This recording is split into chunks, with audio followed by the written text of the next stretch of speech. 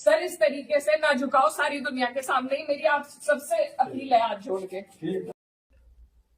Kairana Lok Sabha seat से Samajwadi party की सांसद इकरा हसन ने सहारनपुर के छापुर गांव से जबरदस्त मैसेज दिया है और जबरदस्त माहौल बना दिया है। अगर कहें कि ये मैसेज और माहौल राजनीतिक होने के साथ ही सामाजिक भी है तो गलत नहीं होगा। 1 अक्टूबर को गांव छापुर स्थित शिव मंदिर में असामाजिक तत्वों ने तोड़फोड़ की थी। इस मामले में हिंदू संगठन के लोग एकत्र हुए थे और एक वीडियो भी वायरल हुआ था। नारेबाजी करते हुए कैराना से सपा सांसद इकरा हसन के लिए अमर्यादित और आपत्तिजनक टिप्पणी की गई थी। पुलिस ने मुकदमा दर्ज किया था और हिंदू सुरक्षा सेवा संघ के जिलाध्यक्ष सहारनपुर रोहित प्रधान को गिरफ्तार भी किया था। इस मामले की खूब चर्चा थी और 15 अक्टूबर को इकरा हसन छापुर गांव में पहुंच गई और लोगों के बीच अपनी बात को बेहद शानदार तरीके से रखा। इकरा हसन के भाषण में शब्दों की मर्यादा और शालीनता भी थी, ताकत की झलक भी थी और पीड़ा भी, साथ ही लोगों के साथ अपनेपन की भावना भी खूब देखने को मिली। इकरा हसन जब अपनी बात रख रही थी तो वहां पर एक तरह से सन्नाटा पसरा हुआ था, क्योंकि हर कोई सिर्फ इकरा को सुन रहा था। आज सहारनपुर कैराना के साथ ही पश्चिमी उत्तर प्रदेश की राजनीति में अगर किसी की चर्चा है तो इकरा हसन की है। दिग्गज नेता मुनव्वर हसन की बेटी इकरा हसन।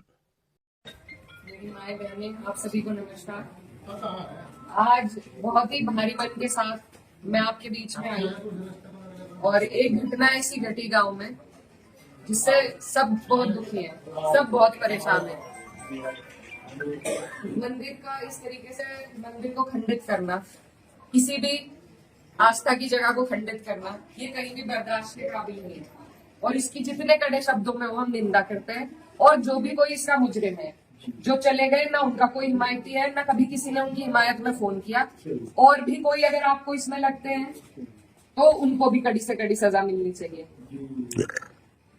मेरी ये आप लोगों से बस इतनी विनती है कि यहाँ पर पूरा गांव है हमारा, हमारे पक्ष के लोग भी हैं, विपक्ष के लोग भी हैं। एक तरीका होता है आलोचना करने का, एक तरीका होता है विरोध करने का, और विरोध से किसी को आपत्ति नहीं है।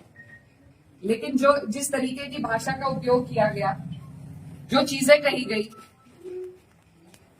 धर्म के ऊपर, बिरादरी के ऊपर, महिलाओं के चरित्र के ऊपर, क्या हम पूरे देश में ये संदेश देंगे कि ऐसा हमारा समाज है, ऐसा हमारा इलाका है? ये मेरा आप लोगों से सवाल है। मैं जब चुनाव जीती थी तो मैं इतनी खुश थी, इसलिए नहीं कि मैं जीती, इसलिए कि मुझे सर्व समाज ने, सर्व धर्म ने, सर्व जाति के लोगों ने मुझे अपना वोट दिया था। मेरे लिए उससे बड़ी उपलब्धि जीत की नहीं थी।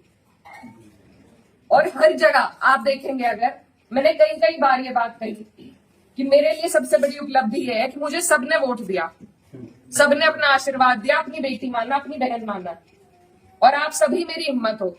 आज अगर इस तरीके की बातें हमारे क्षेत्र से उठेंगी तो मुझे बहुत तकलीफ हुई, शर्म आई मुझे कि मेरे अपने, जो मेरे मामा है, नाना है, भाई हैं, आज उनके बीच में ऐसी बात हो रही।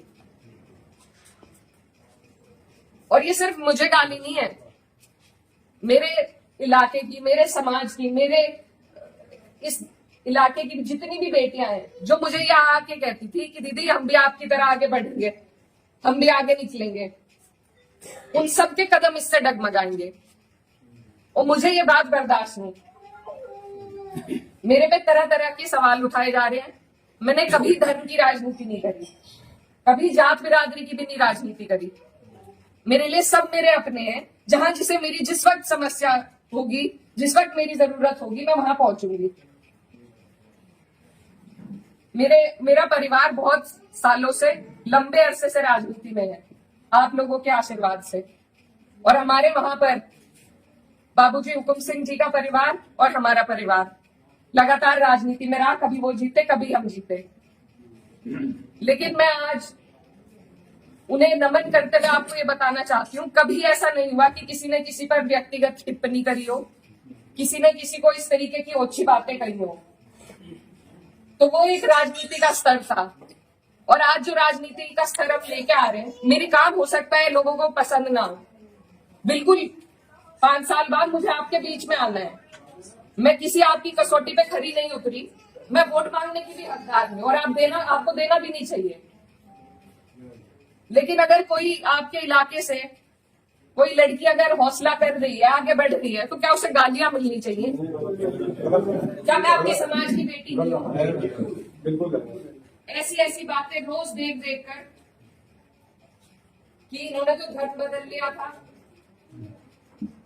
ये तो सब हमारे इतिहास का हिस्सा है। इसका जवाब मैं दे सकती हूँ या कोई और दे सकता है क्या?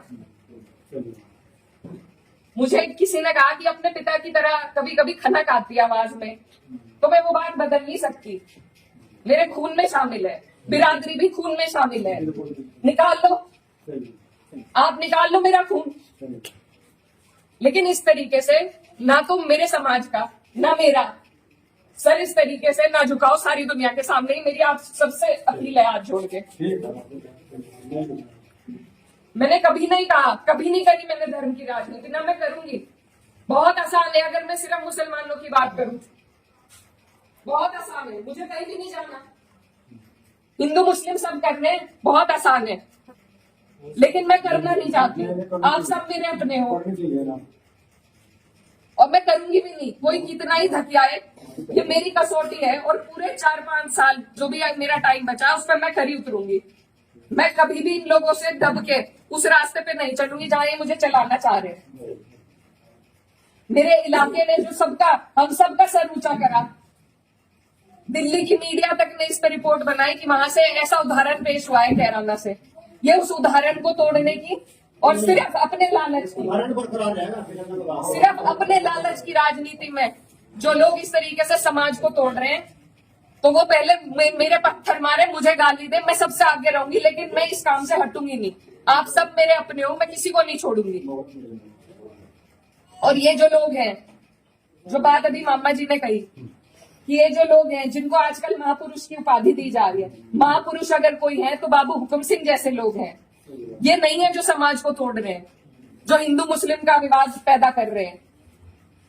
हमारा ये गांव, आसपास का जो इलाका है, सबसे पहले अपना पड़ोस होता है, बाकी चीजें बाद में होती है। और जब पड़ोस में ही इस तरह की नफरत भर दी जाएगी, बो दी जाएगी, तो बताइए हम कहाँ जाएंगे? आज मैं इस गांव में आई, मेरे पे ये भी इल्जाम लगाए गए कि 10 दिन से आई नहीं। पुलिस का हाल देखो यहाँ पर, रात से प्रशासन का मेरे पे फोन है, आप क्यों जा रही हो वहां? क्यों ना जाऊं मैं? मेरा इलाका नहीं है ये, कौन रोक देगा मुझे? लेकिन हम इसलिए नहीं आए क्योंकि खोसपुरा में 13वीं थी, उस वजह से उस सम्मान में हम राजनीति की बात करने आपके बीच में नहीं आए। लेकिन हर बात के विवाद बढ़ाना, इल्जाम लगाना, आज आपके बीच में आके धरातल के जो हालात है वो भी सामने आए। आप लोगों ने कई बातें बताई, कमेटी को लेकर बात बताई, वो सब भी जांच का विषय है। लेकिन फिलहाल जिस पे उंगली उठाई कि इस बच्चे ने ये करा, क्या वो बच्चा जेल नहीं गया? उसके गार्जियन भी गए। अगर मैंने हिमायत करी, आप मेरे 10 जुत्ते उठा के मारो।